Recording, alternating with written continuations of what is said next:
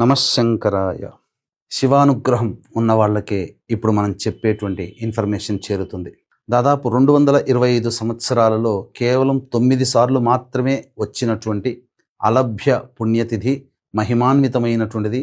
100 శివరాత్రులు కలిస్తే ఎంత యోగమో ఈ ఒక్కరోజుకి అంతటి మహిమ కలిగినటువంటిది. అదే మహాశైవాఖ్య యోగము.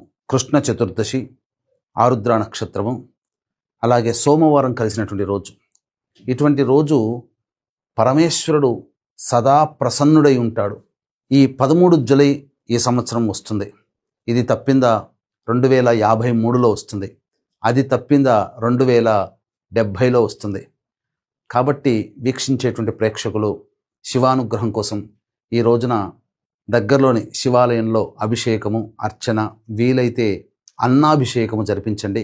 మీ సంకల్పం కార్తీక మాసం లోపల ఆ పరమేశ్వరుని యొక్క దివ్య అనుగ్రహంతో తీరుతుందని చెప్పవచ్చు. అలాగే మహిమాన్విత అరుణాచల క్షేత్రంలో కానీ, శ్రీకాళహస్తీశ్వర క్షేత్రంలో కానీ మన పీఠమాధ్వర్యంలో మీ జాతకరీత్యా కలుగు విద్య, వివాహ, ఉద్యోగ, దాంపత్య, అనారోగ్య సమస్యల నివారణకి, అలాగే మేష, మిథున, కర్కాటక, సింహ, కన్య, వృశ్చిక, ధనస్సు, కుంభ, మీన రాశిలో జన్మించిన వారికి శత్రుబాధ మరియు ఆర్థిక బాధలు, జనాకర్షణ, ధనాకర్షణ, విద్యాప్రాప్తికి, అలాగే గత జన్మ కర్మదోష నివారణకి సుదర్శన హోమం, సరస్వతి, దక్షిణామూర్తి హోమాలు. ఇప్పుడు ప్రజెంట్ కాలసర్పదోషంలో కాలం జరుగుతుంది.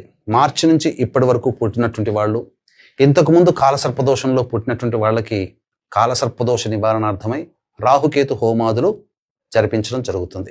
మరియు వివాహం కోసం స్వయంవరకళా హోమము, లక్ష్మీ హోమము, రుద్ర హోమము, తిల హోమము అనేటువంటిది జరిపించి కరుంగలి మాల ఇవ్వడం జరుగుతుంది.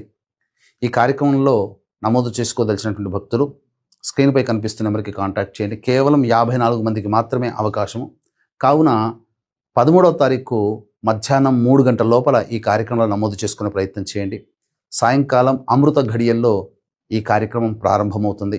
మళ్ళీ చెప్తున్నాను, ఇటువంటి రోజుని ఎవ్వరూ మిస్ చేసుకోకండి. పరమేశ్వర అనుగ్రహం చాలా ఎక్కువగా ఉండేటువంటి రోజు. కావున అందరూ ఆచరించి తరించండి.